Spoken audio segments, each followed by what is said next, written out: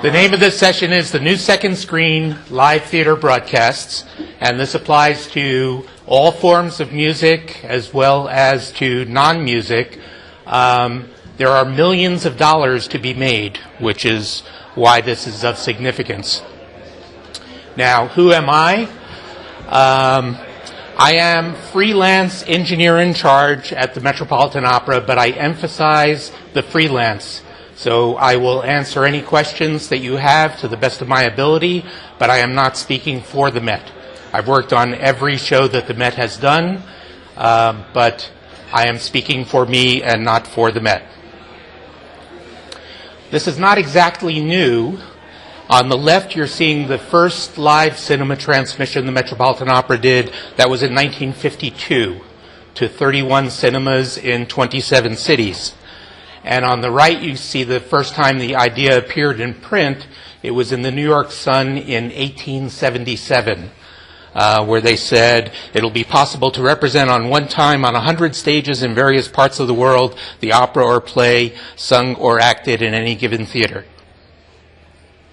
So why should we care? Again, I'm mentioning millions of dollars are involved. BBC released the opening of Doctor Who in cinemas as well as physical media and on TV at the same time. Their cinema transmission went to 1,559 cinemas. We go to more. They were in 98 countries, 15 different languages, 650,000 tickets sold, which is not a lot. It's a little bit more than the streaming of the Super Bowl. But the box office was $16 million for one showing of one TV show. And it was not live, and so they were able to use DCP delivery, digital cinema packages. Live is very different. The Met is one of the trailblazers. We are now in our 9th season. Some people said, well, for novelty, people are going to do this. We're still going strong 9 years in. But there are other things. As you see, you heard about the Chili Peppers before, Metallica, BBC Proms. There are lots of music events that go directly to theaters live. And as I mentioned, there's lots of non-music events as well.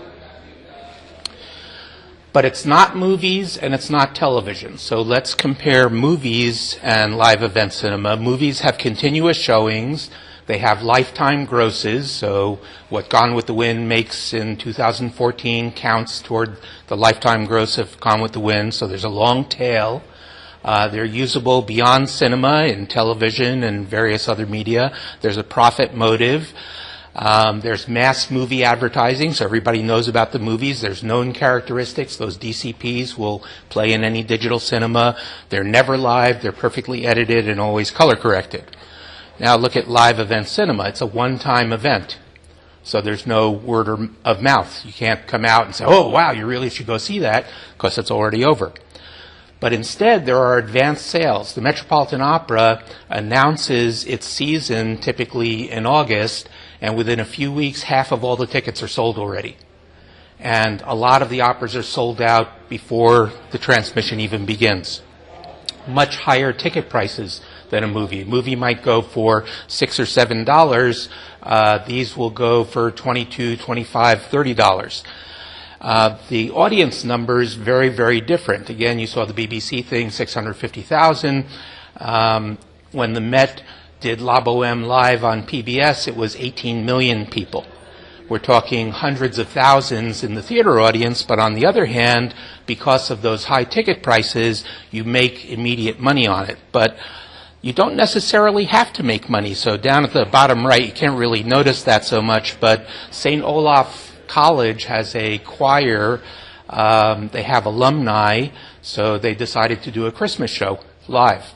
And the alumni were happy. They were happy to pay for it. There wasn't any need for profit. There's also a built-in fan base on most of these things. So you're a fan of the Chili Peppers, you're a fan of St. Olaf's College, you're a fan of the Metropolitan Opera. Unfortunately, everything is non-standard. So you go to a cinema, you don't know what projector they're showing it on. It's not necessarily a digital cinema projector. You don't know what receiver they're using. And so there's a great deal of testing going on, but the people you're testing with are projectionists. They're not TV technicians. And it's live, although sometimes there are encores. So that's movies versus live event cinema. Here's television versus live event cinema. Television has a relatively small screen, and so you have lots of close-ups and frequent cuts. Down shots are fine. This is an interesting thing I'll talk about in a moment, but you see the people sitting on the couch there are looking down at the television set.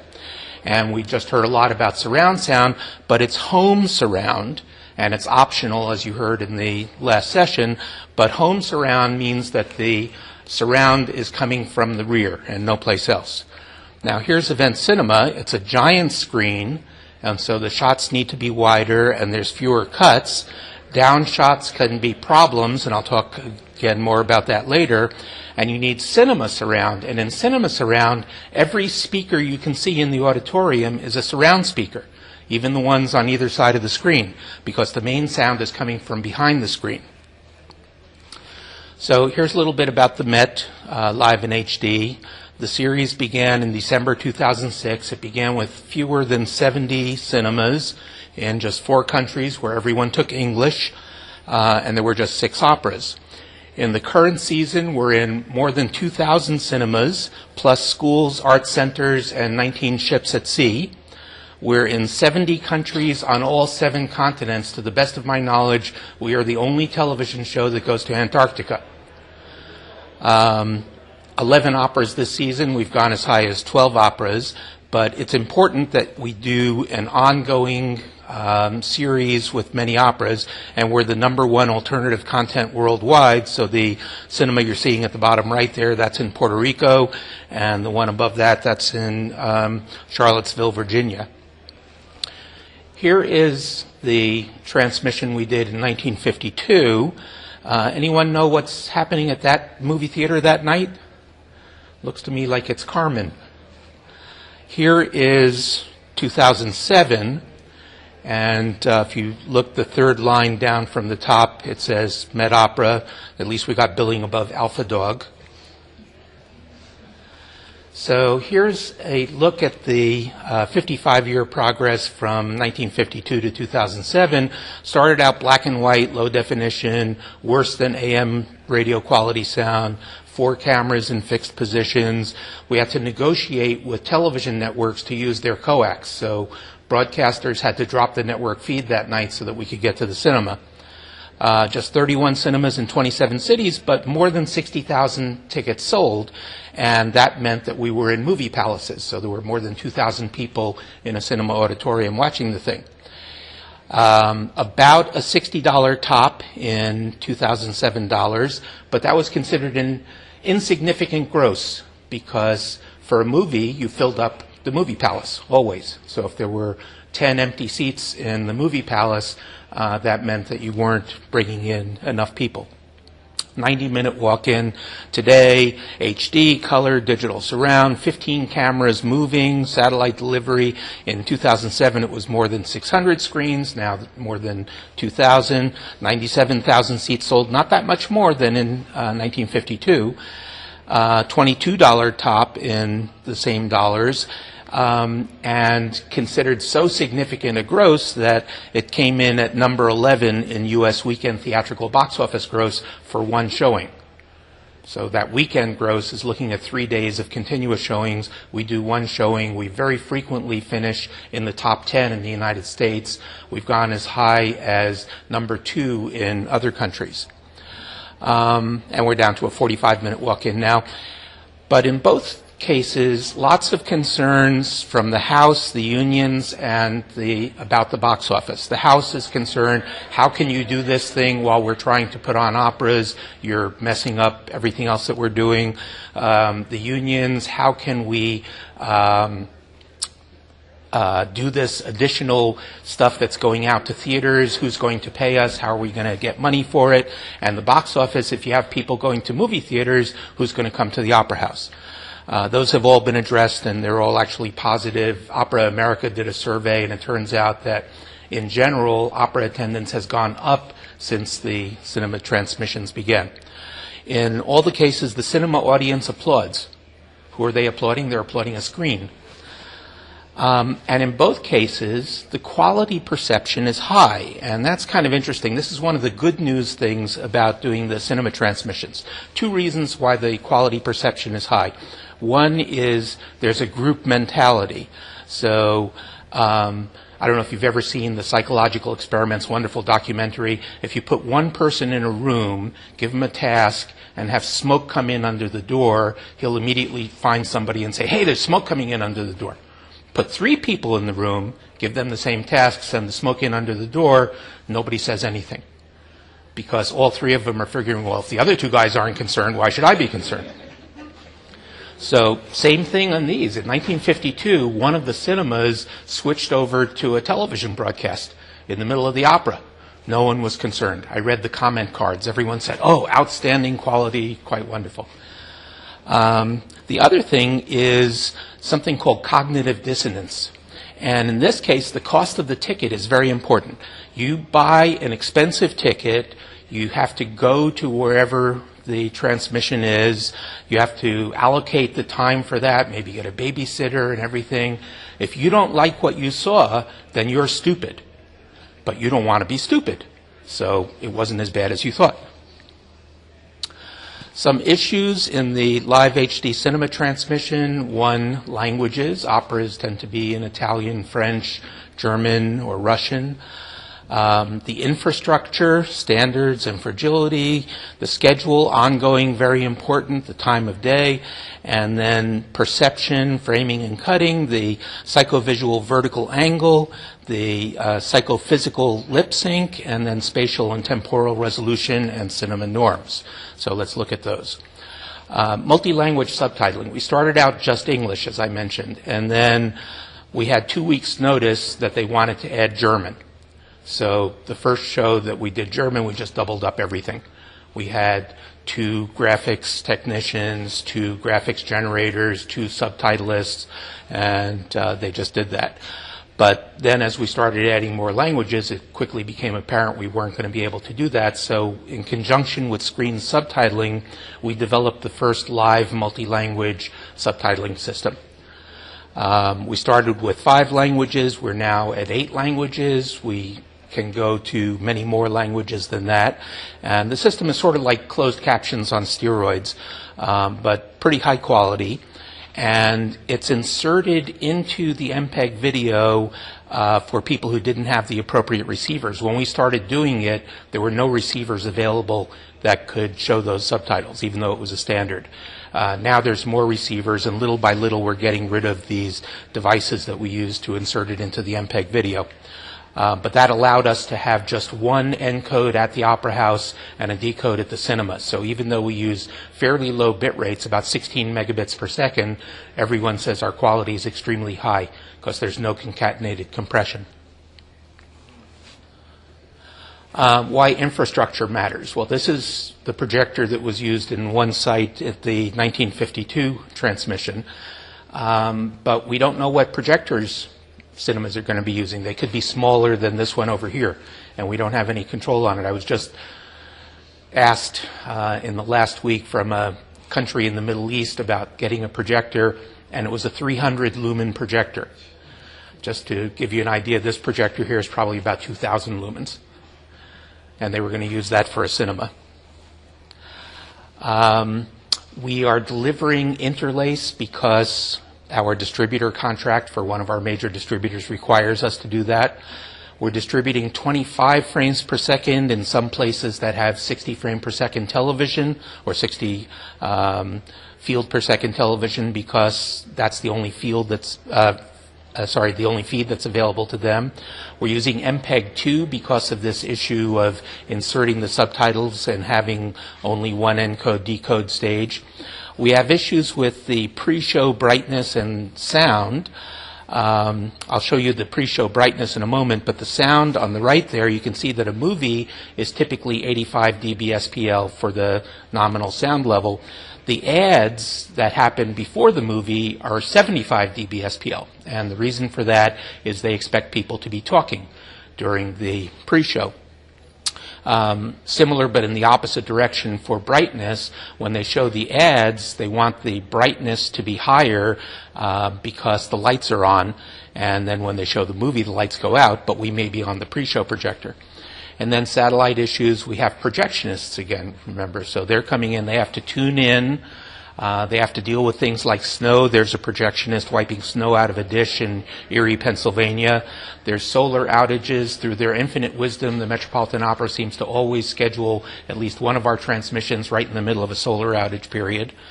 And we're dealing with theater personnel. So we have two issues with that. One is, how do we check lip sync? Well, there's all kinds of advanced systems for checking lip sync. The only thing the projectionists were able to deal with was a clapstick. So we use a clapstick for 5 minutes, interspersed with opera for 5 minutes for them to check lip sync. And then there's the question, when is the show over? It's a live show, and there may be things delaying it. So this is a transmission of the World Cup to the Westfield View Cinema in London. And notice the light spill on the ceiling and the walls coming off, and that's the actual World Cup picture. So this is the last 10 minutes of every Metropolitan Opera transmission. It's an all-white screen with the logo on it because we have to provide the exit lighting. The projectionist doesn't know when it's over. If you're in a multiplex, he's got 16 auditoriums that he's dealing with. How does he know the opera's over? We provide the exit lighting. The timing when we do stuff, we do it in the afternoon, matinees in New York, and the reason that we do that is a lot of our viewers are on the right side of that light area in Europe, Asia, Africa, so it's nighttime for them. It's Saturday night for them. It's Saturday afternoon in New York.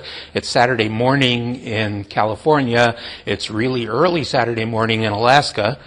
And people are going into the cinema in Alaska maybe as early as 7 or 8 a.m., and people are coming out of the cinema in Dubai maybe as late as 3 or 4 a.m. So that's our live range. And then we have the darkened area on the right. That's not live. We do feed to them. We distribute to them live, but a lot of those countries like to add their own subtitles. They don't want to use ours, and so they're delaying until a reasonable period to see it. Some relative visual sizes. There's a 60-foot wide movie theater screen viewed at 30 feet, and there's a 60-inch TV viewed at 9 feet, a typical viewing distance. Big difference there. Very difficult to get the directors to feel this when they're in a typical truck control room and they have 30-inch monitors in front of them, or smaller than 30-inch. So framing and cutting should be different anyway. There's an extreme close-up that's too tight for cinema, and there's a wide shot that's much too wide for TV. Now here's this vertical angular perspective thing that's kind of interesting. At the top is a old school cinema auditorium. At the bottom is a new stadium seating auditorium. In the top one, everyone is looking up at the screen. And in the bottom one, even the people in the back row are looking straight ahead. Nobody's really looking down at the screen. So we put all of our cameras, or most of our cameras, down in the bottom row of seating, or the bottom area of seating, the orchestra level. A lot of other opera houses put them up higher because it's easier to find places where they're not going to be interfering when they're up higher. But that gives you a viewing perspective that doesn't match your cinema auditorium perspective. And it makes you feel uncomfortable. I went to a transmission from a European opera house in New York in a theater that had a balcony, and I sat through the first act down below, and I felt uncomfortable, and so I went to the other acts up in the balcony, and I felt much more comfortable. So the vertical angular perspective is something to take into consideration. Then we have the oral visual perspective. This is the Metropolitan Opera House itself, a side view of it. The main stage extends back about as far as a city block. So there's about 3 frames of acoustic delay from somebody singing at the back of the stage to the proscenium, and then there's more than 4 frames of acoustic delay from the proscenium to the rear seat in the house. But that's okay. Nobody leaves the opera house and says, oh, the audio was out of sync. But when you show the stuff in a cinema auditorium, if you have a little tiny distant perspective, then it's fine for the audio to be delayed a little. But when you have a close-up, then it's not fine for the audio to be delayed a little. The Met tends not to use body microphones. They use microphones across the lip of the stage, and so we do have this acoustic perspective issue, and we'll sometimes get calls from a cinema saying, the sound's out of sync. And while I'm on the call, there'll be a close-up, and they go, oh, it's not out of sync anymore. So that's one of the things we have to deal with. Here's the pre-show projector brightness issue. On the right, you see a pre-show ad, the McDonald's ad there, and what you notice is that you can see the seats. And the reason you can see the seats is the lights are on. So in some of our cinemas, we've been on the pre-show projector, and they have the brightness way up along with the pedestal way up, and so stuff gets washed out. There's a viewer who made that up with two Macbeth charts to give me some idea of what he was seeing there. We also have problems where we are victims of our own success. So if a cinema was planning to put us in a small auditorium and had the projector match the screen and everything is fine, and then sells out the small auditorium, says, oh, okay, I'm going to open up the big auditorium. They try to use the same projector in the big auditorium. Now they've got a quarter of the brightness. We had one show that we were doing where a cinema sold out one auditorium, said, okay, we're going to open up a second auditorium. The opera starts, we get a call from that cinema, well, everything's fine in one auditorium, but we're not getting anything in the other auditorium. So, okay, what kind of connection do you have to the other auditorium? Connection? Now, you heard a lot about 2398, which is a great frame rate for a filmic look, and it obviously works in movie theaters because 24 frames per second is the movie standard. But it requires shooting things the way you shoot a movie. And one of the things you have when you shoot a movie is a waitress shot, where you track a waitress through a restaurant until you get to the table where the proponents are, and then you zoom in on the proponents. You do that because if the camera simply moved through the restaurant, you would get horrible strobing and blurring effects. One musical show that was done was Rent, not by the Met, and they did it at 2398, and they did it with television camera people, and it was unbelievably stroby and blurry. So we would like to go even beyond 60 fields per second to something better so we could get sharper pictures like that. Walk-in carousel, I mentioned that people show up early. People, by the way, on the day of will show up at 6 a.m. even in New York, where the thing is going to start at 1 p.m.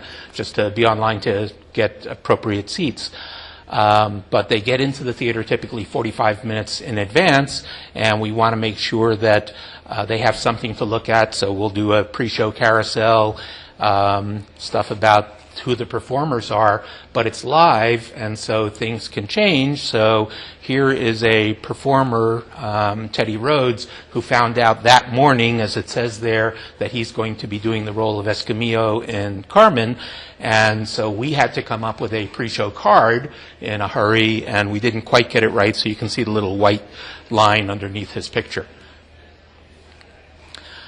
We do a countdown so people have an idea when they can come back from the refreshment stand and be ready to go.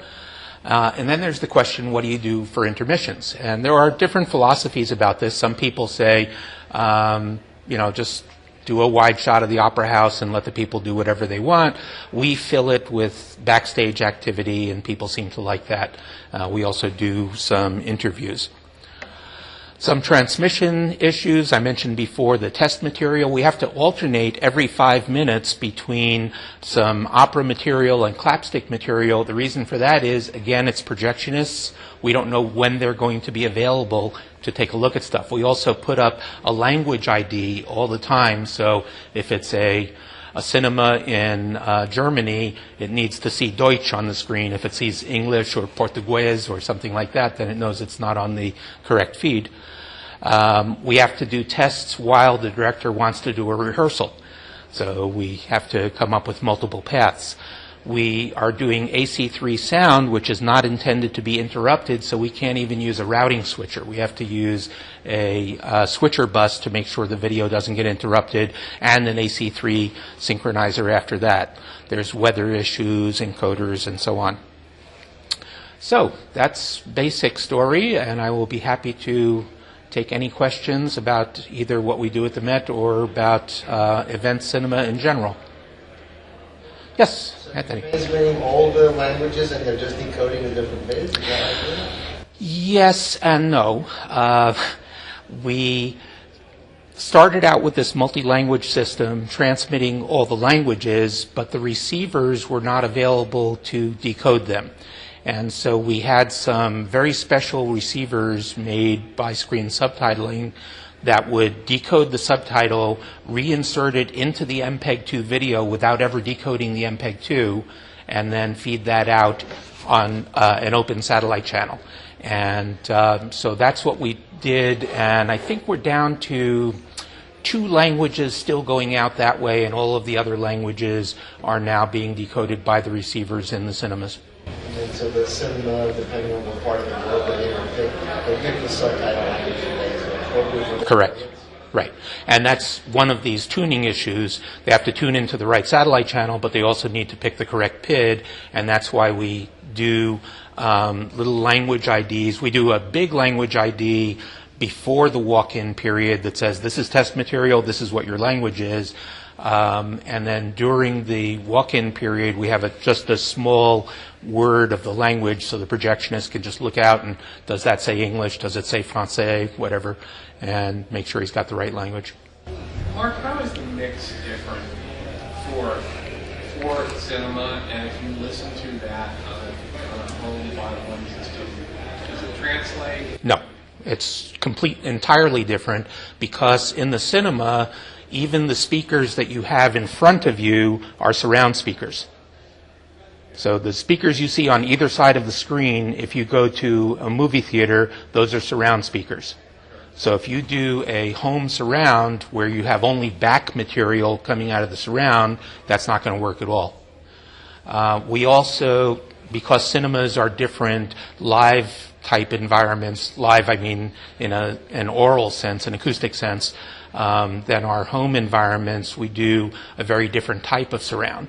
And we had an expert cinema acoustician at one of the lectures that I gave, and I showed some of our material, and he said, oh, you're not triggering the surround. And I said, yes, we are. And he said, no, you're not triggering the surround. And I said, let's turn off the surround. And then, oh, yeah, you were triggering the surround. You really have to have surround in a cinema, but it can be extremely subtle, and that's what we do. So we want people to concentrate on everything that's coming out of the screen, but we do need to provide some of the surround. Audience mics then? Yes. We have what we call the domes mics, and it's 3 microphones for picking up the house. And tell us, I was just going to ask them, have you done any tests with like VR and because it seems like it would lend itself well to the future of being able to transmit a few like a full like 360 view and being able to use the outputs. We'll be happy to try anything anybody wants to pay for. We've been in discussions with all kinds of people. The most fruitful discussions, I would say, although nothing has come of it yet, have been with NHK about doing an 8K shot with one camera in a sweet spot and sending that to a screen exactly the same size as the proscenium at the Met, and having people bring their own opera glasses just as they would do in the Opera House.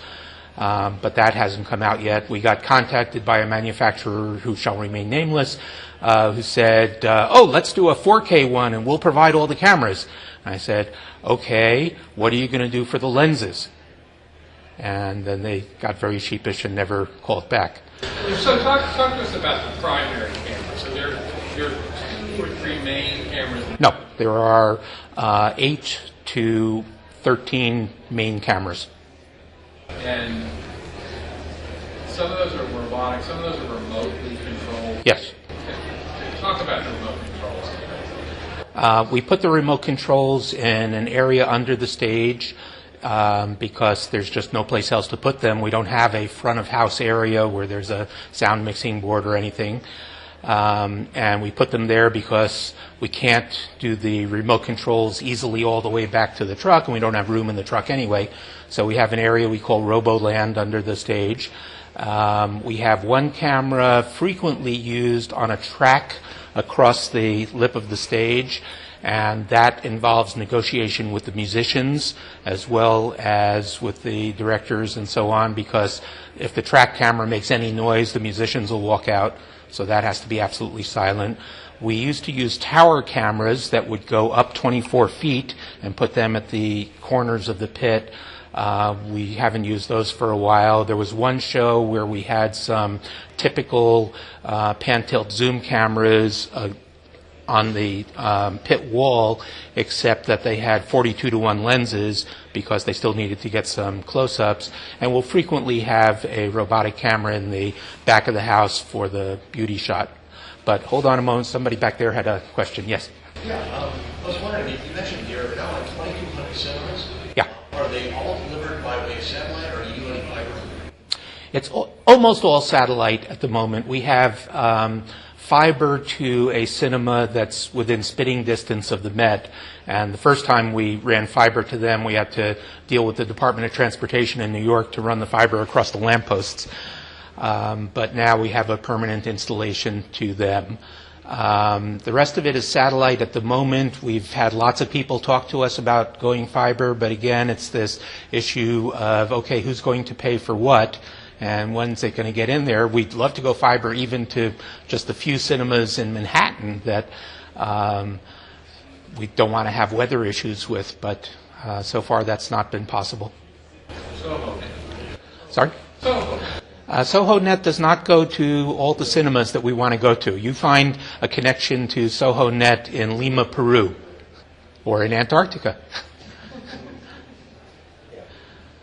I'd like to find somebody with a fiber connection in Antarctica, because satellite is very tricky. We'd like to go to the South Pole, because the South Pole is where the Antarctic Film Festival takes place. We are currently in the only cinema in Antarctica, which is in Hubani Base, which is an Argentine base. But the Antarctic Film Festival takes place in the dining room at Amundsen Scott Station at the South Pole. But you can't go by geostationary satellite to the South Pole, or at least not a good geostationary satellite, because the signal will not get far enough south.